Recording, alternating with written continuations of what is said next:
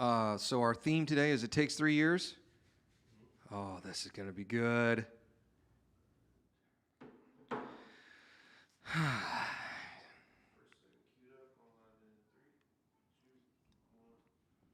Welcome to the show, folks. Jason Bible, Texas Real Estate Radio Network. I'm here all by myself. JB only today. I'm pretty fired up. What a great day. There's some things that happened today that if you gave me 100 guesses and $1 million, I would have never guessed they would happen. I mean, just ridiculous amount of things have happened today. So what are we doing today? Let's talk about why it takes 3 years. And some of this, I may burst some bubbles here. And that's not intentional, but I've now done this. How many companies do we have now? I had 3 that I sold last, let's see, and then Rob and I have 7 or 8.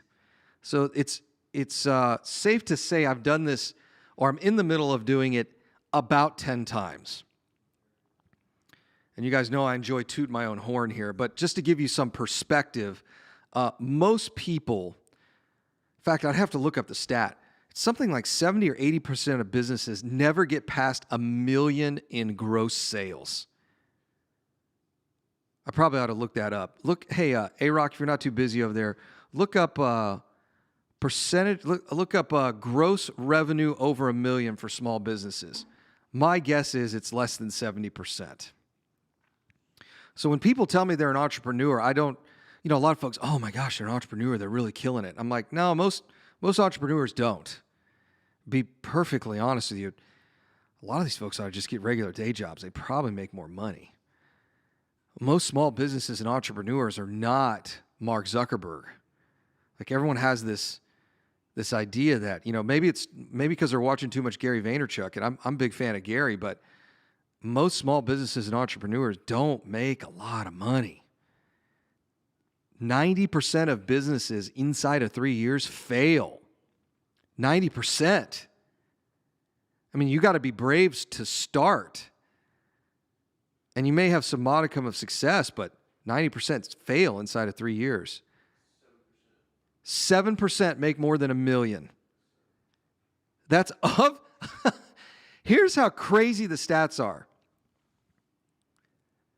90% fail.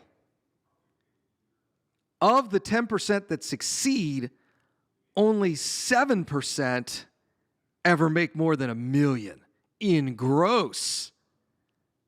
That means 93% of businesses never make more than $1 million gross. It's such a small number that are successful. And that includes real estate investing. That includes flippers and wholesalers. Like to make more than $1 million gross, that's gross sales.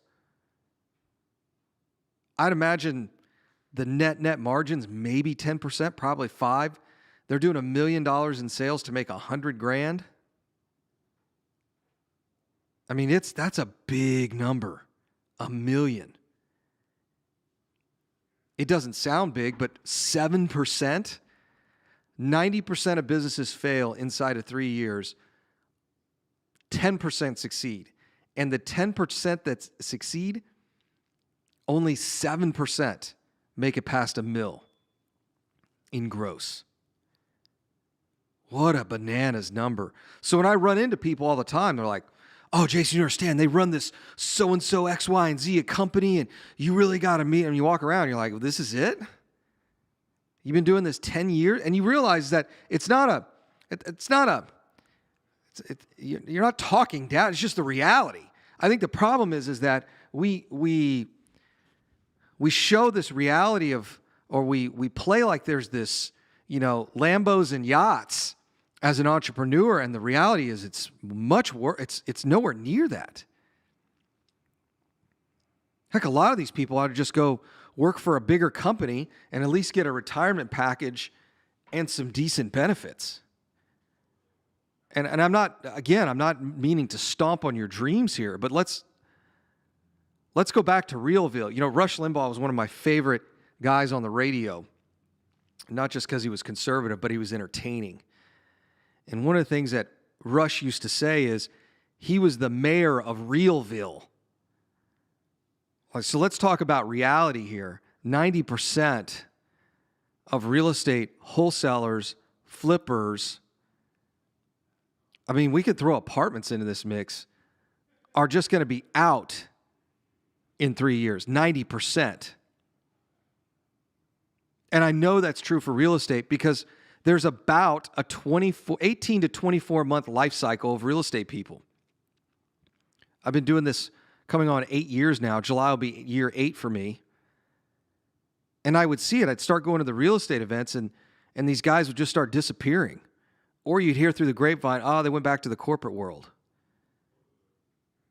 Some of that is their skill set. Some of it's just the marketplace.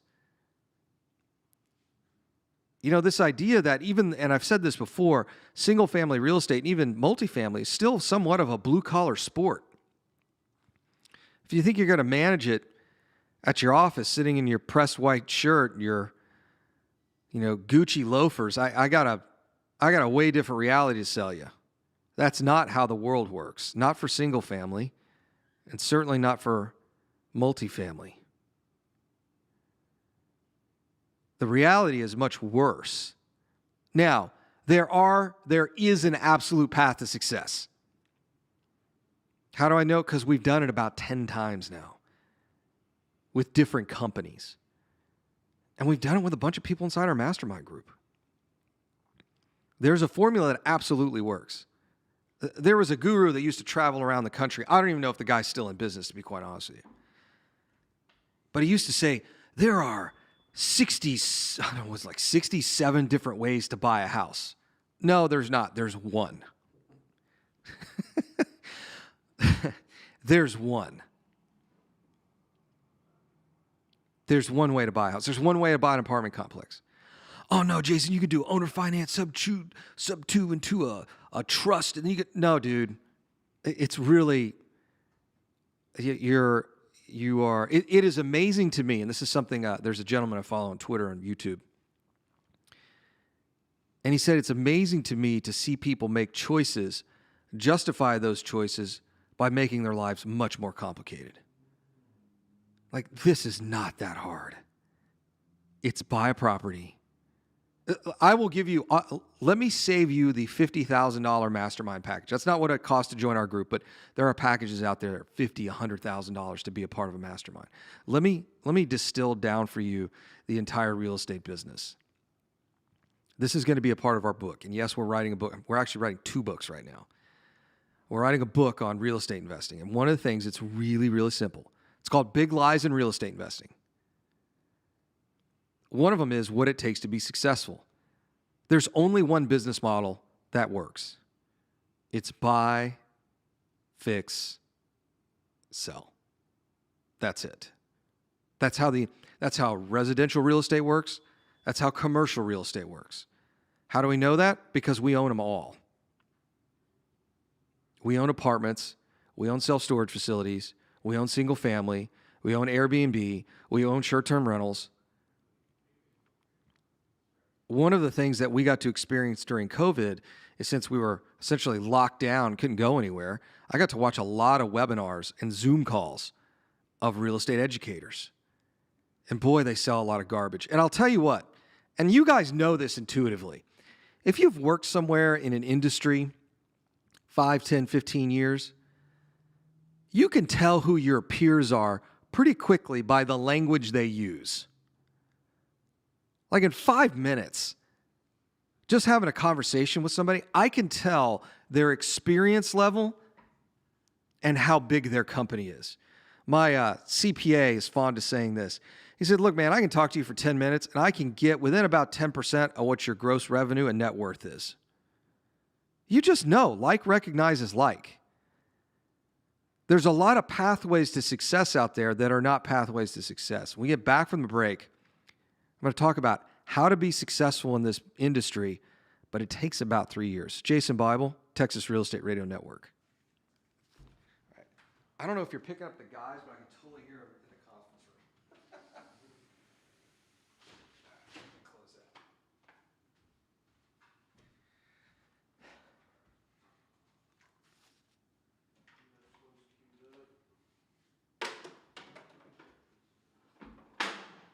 Totally knew that was going to fall off there. All right.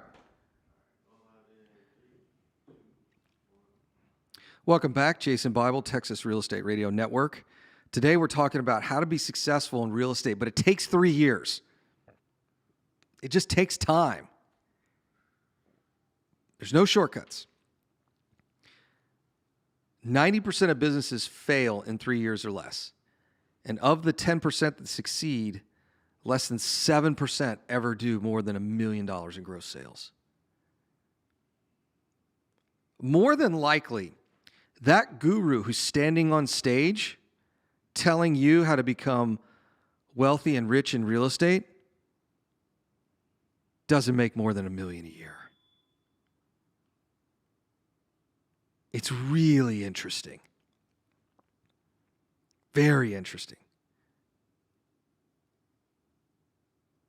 We have this tax return challenge that we put out last year, and we're going to stick to it.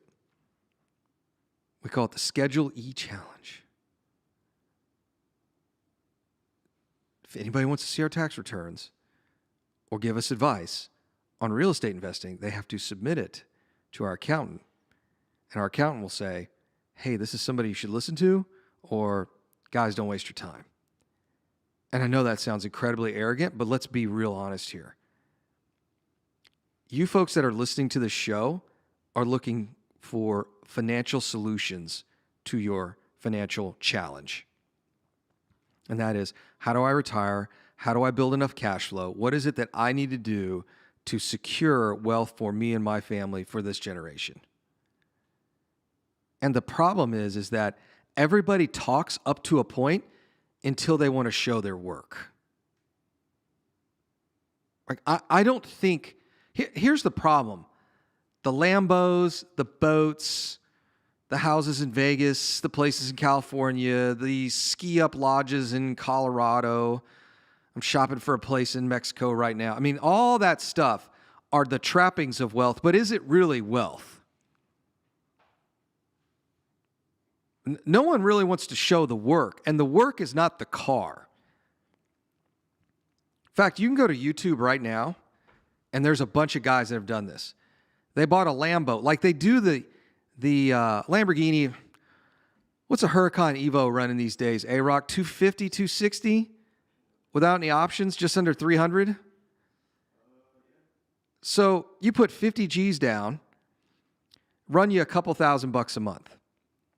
And you could start a YouTube channel, selling whatever.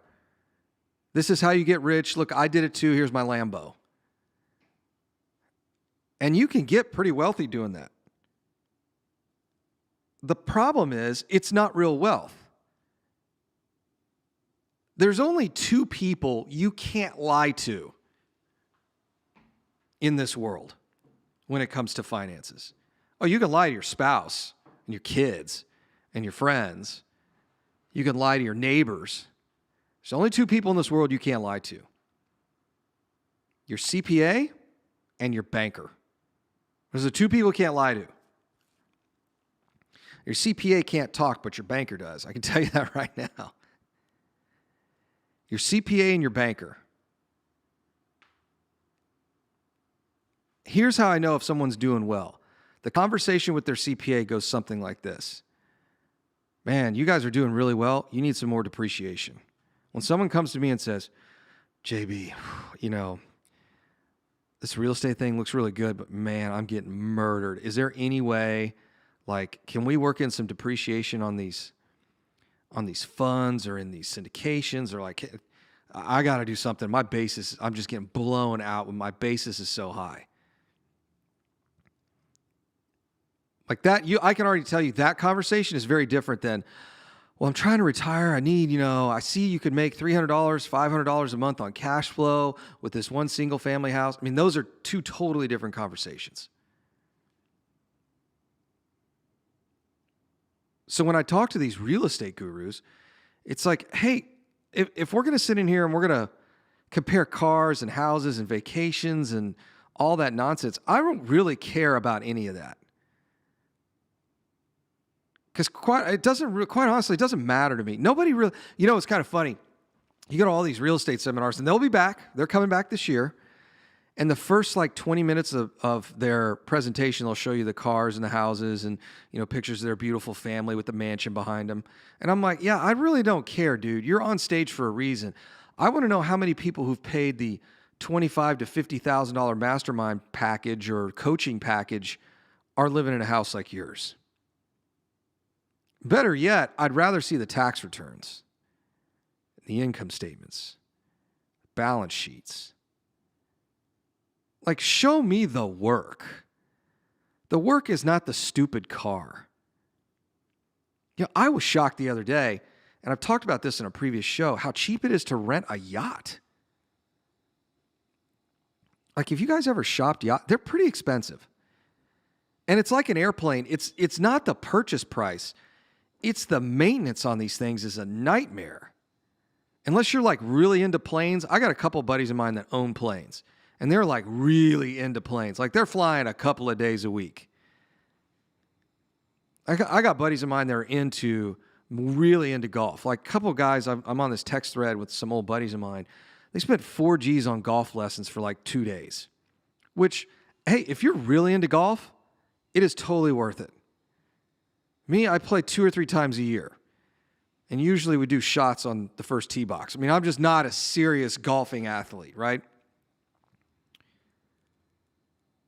So all those trappings of wealth really don't mean anything to me. What I want to see, give me the tax returns. Give me the income statement, the balance sheet. Give me the P&Ls for all your properties. Because that will tell me everything about how successful you are. And then I could decide whether or not I need to listen to your advice. So I'm going to get into this discussion here about what it takes to be successful over 3 years. And I'm sure we're going to get a gazillion comments in our threads. I'm going to get a million emails. They're going to tell me I'm wrong or I'm right or what are you guys talking about? And I'm like, well, here's what I can tell you. Statistically, the guru standing on the stage right there has a 0.7% chance, 0.7, less than 1% chance they actually made over $1 million a year in 1 year. Which is one of the reasons why we call the top 1% the top 1%. It's hard to get there. Very few make it. Now, some of you are listening like, hey, Jason, I'm just trying to retire with a few $1 million. I'm not trying to make $1 million a year. That's fine. But know this. The same things that make you successful at $1 million a year make you successful at $200,000 a year. Make you successful at buying 5 houses a year and not 0. It's the same formula. Literally, there's almost no difference. Buying 150 houses a year is the same with buying 1. How I know? Because we've done all of it. Buying 150 houses a year is no different than buying an apartment complex. It's all the same business. The problem is we get our egos involved and think it's so much more complicated than it really is. It's really not. It's buy, cash flow, wait, and then sell. It's that simple. And this whole especially the single family guys I get a kick out of. Because everybody's got to buy at a quote discount. I'm like, no, I don't. I don't have to buy a discount. In fact, I just came out of a meeting and they said, what do you think this thing is worth today? I said, the price we paid for it. What do you think it's worth 2 years from now? Double. Well, how do you know? I'm like, because I looked at the data from the past. We get back from the break. I'm going to talk about why it takes 3 years. Jason Bible, Texas Real Estate Radio Network.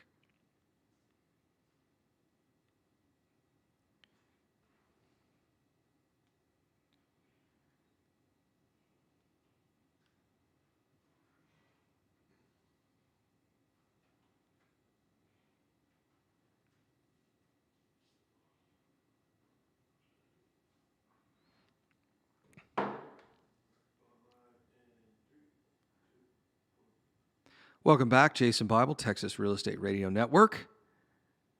Today I'm talking about why it takes 3 years to be successful in just about any endeavor.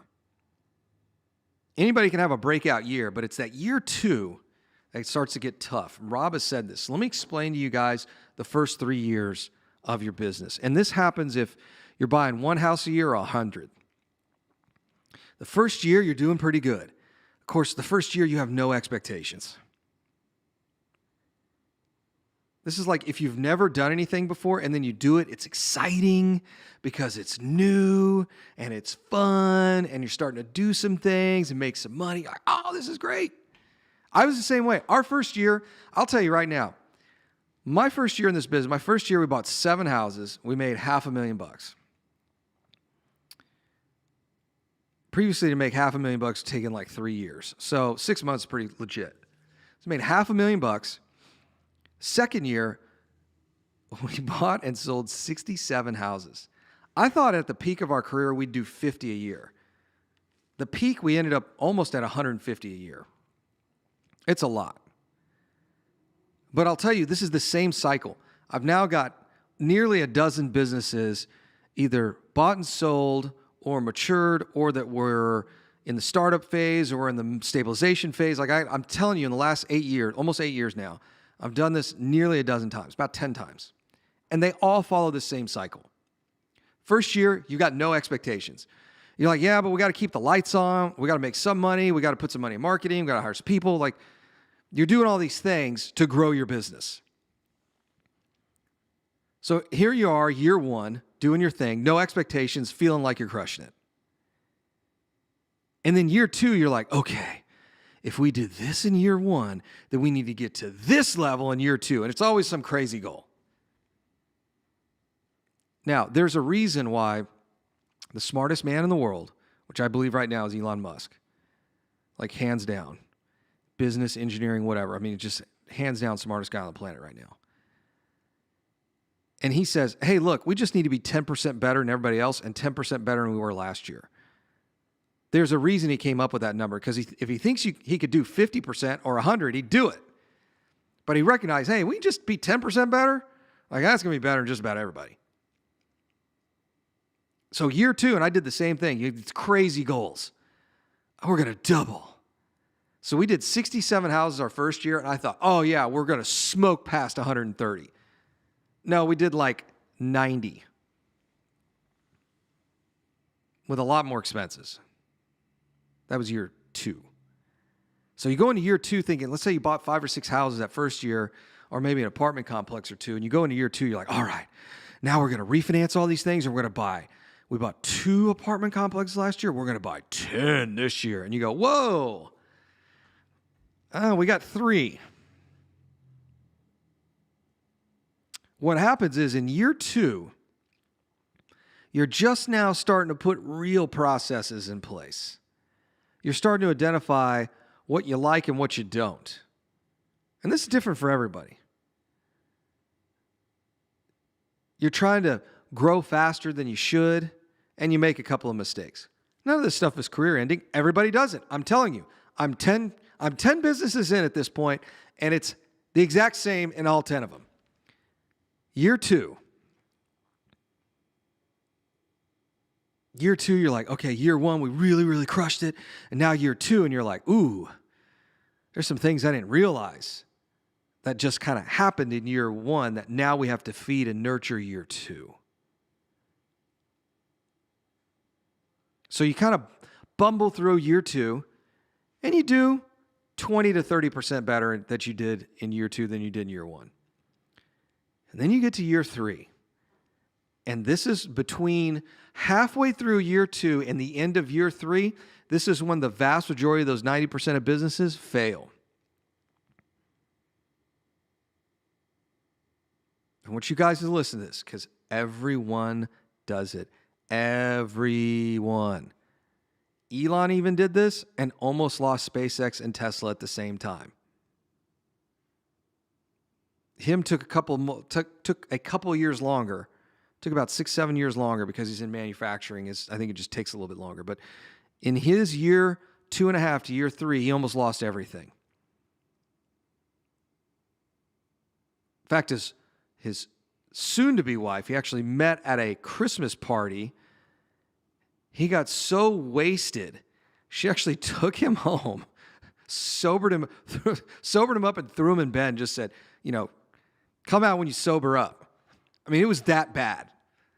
And no, I'm not telling any sordid tales here. You can go and look it up. I mean, he was about to lose everything.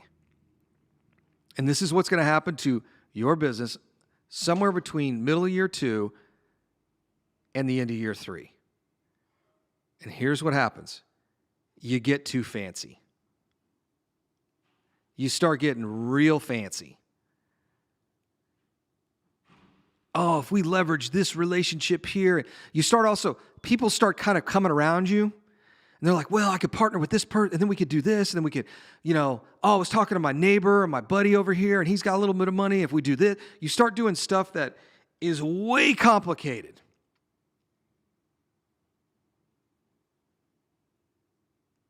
And then you end up doing less business than you did year 2, and you start taking on some losses in time and losses in money, because you're just getting too fancy.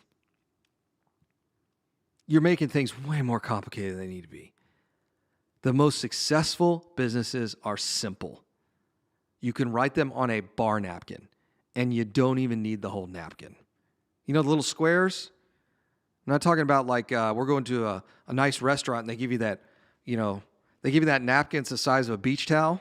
I'm not talking about that kind of napkin. I'm talking about the little square that when I'm at the bar and I order my old fashioned, it's folded over 2 times, 3 times. Maybe 4. Yeah, it's folded twice, so it's 4 little sections. When it's that little square and you put your drink right on top of it and it's just bigger than your drink, if your business model is more difficult than that, and let me explain to you what business model means. I could write it on my napkin, hand it to somebody that knows nothing about my industry, and they know exactly what I do. And by business model, I mean, this is how we make money. It's real simple. If it's any more difficult, in fact, if you write it on that bar napkin and hand it to them, they should be able to start that business. If they can't, your business is too complicated, it's going to fail. About a 90% chance it's going to fail inside of 3 years.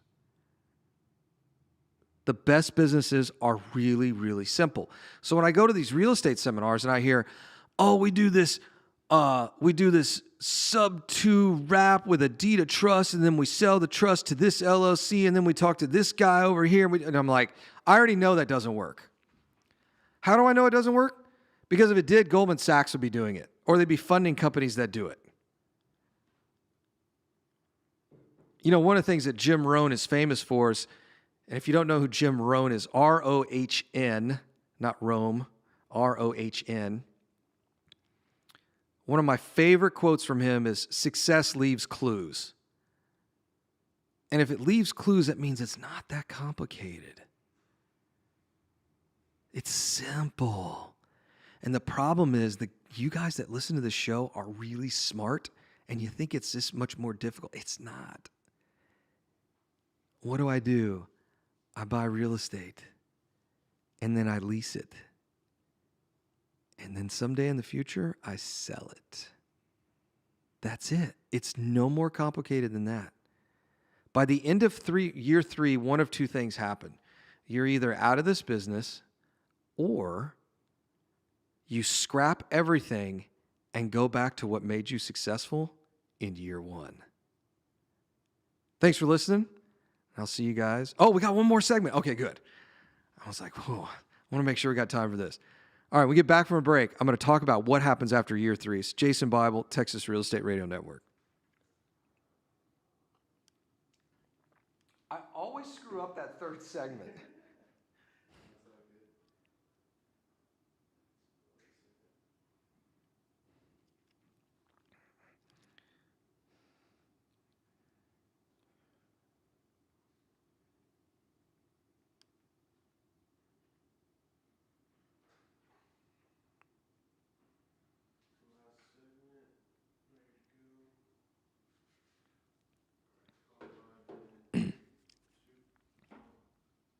Welcome back, Jason Bible, Texas Real Estate Radio Network.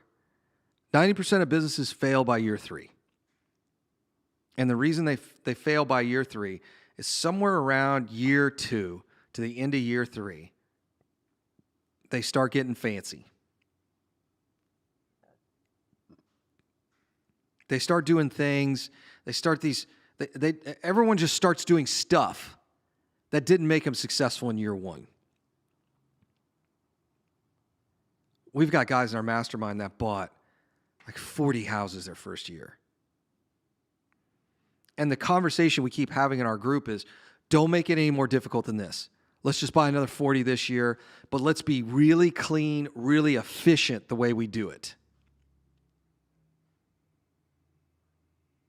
Like what we do every day here in Mr. Texas Real Estate is, how do we make our operations more efficient?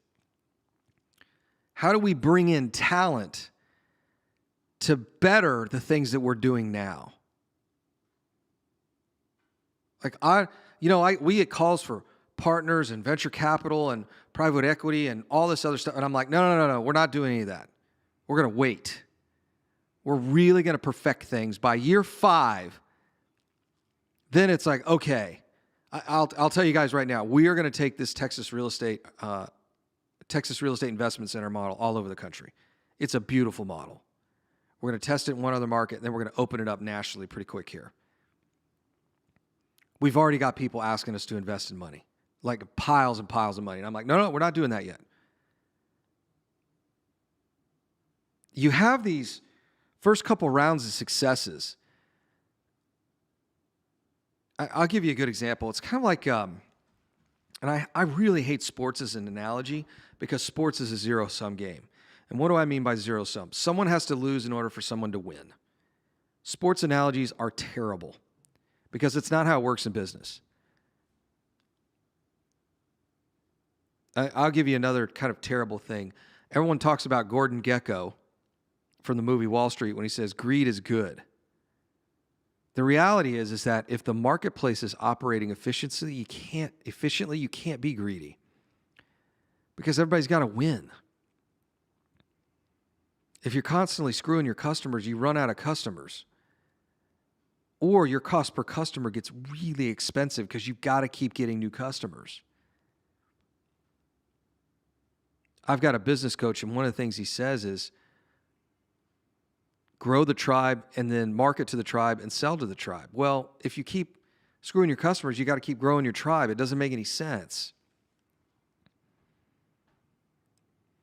That's why our mastermind folks, I think we have got a success rate of like 92%, and that's only because we brought in some new people in the last 30 days. Inside a year, the success rate's almost 100%.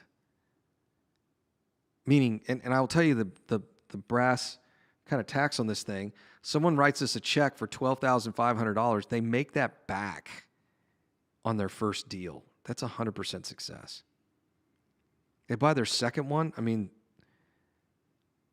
they're doing even better. You guys can go to our testimonies page on our mrtxre.com. You can see all that stuff on there. Go to one of our mastermind previews. You see a bunch of the folks that are in there. We got a lot of true believers here because they've experienced it. But the one thing I caution is, hey guys, it's year 1, it's year 2, it's year 3. Let's don't make it fancy. Don't bring on a bunch of partners. It's the most successful businesses are the ones that are the most boring. I mean, don't get me wrong. I enjoy my career in real estate, but it's pretty boring around here. I know everybody wants the excitement. I get these calls all the time. Hey, can I come shadow you for a day? I'm like, dude, I'm telling you, the most exciting thing you're going to see is when we do the radio show. That's about it. The most successful businesses are boring businesses. I get a lot of people that ask me for my model, my appreciation model. I'm like, well, first of all, I'm not giving that to you. But second, it's like, hey, would you know what to do with it if I gave it to you anyway? I say, well, where's the best place to buy real estate?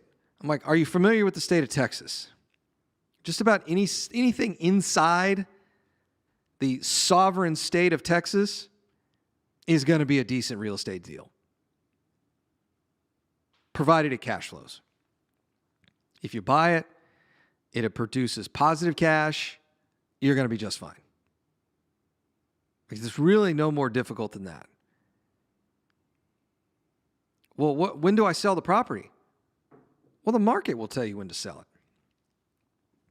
Right now is tax season, and property tax letters from the counties, school districts are going to property owners this month. And a lot of landowners, property owners, are on Facebook right now or texting me, "Hey, Jason, my asset went from $150,000 to $450,000 in value." To which my response is, "Well, if that's a real number, then you probably need to sell." How do you know when I should sell? Because your taxes, insurance are so high, your property no longer cash flows. It's time to sell. Move on to the next one. Take your $200,000, $300,000, $400,000 in equity from one house, move on to the next one. See, this is where a lot of multifamily guys, and we were talking about this on a show last week, really goof it up. They go and buy a big apartment complex, they sit on it for a year or two, refinance it or sell it, and then move on to the next one. And I've never really understood that model. You can do the exact same thing in single family. It's not an attractive model. What's really going on, let me tell you what's really going on in multifamily. The reason you see that model so prevalent in these coaching and mastermind groups for multifamily is because they have so many partners that they need their money out so they can either go do the next deal or they just need their cash out. Why wouldn't you just hold it? I've got a little property. I'm actually living in it right now as I'm waiting for my other property to be rehabbed.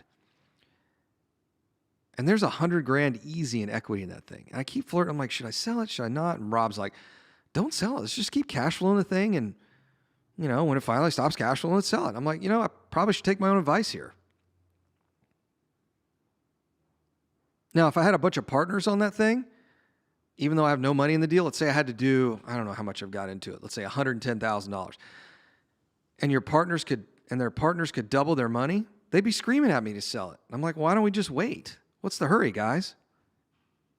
It's going to keep appreciating. But the problem is by year 2 to year 3, we start getting fancy. Oh, if we sell that one, we can buy 10 more. Can you?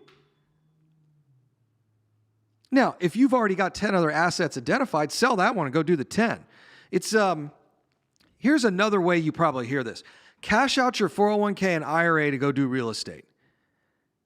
That might be the dumbest financial advice I've ever heard.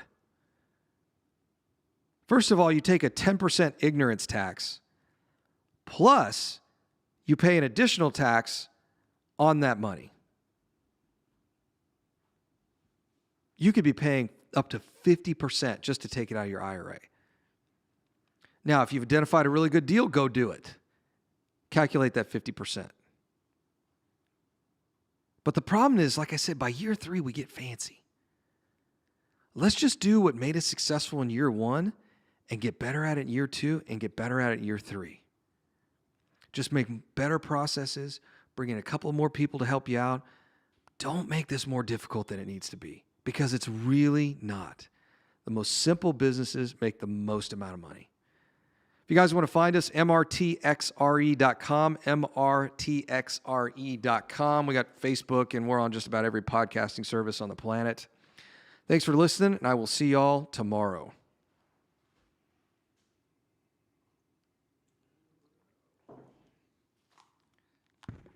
Knocking them out.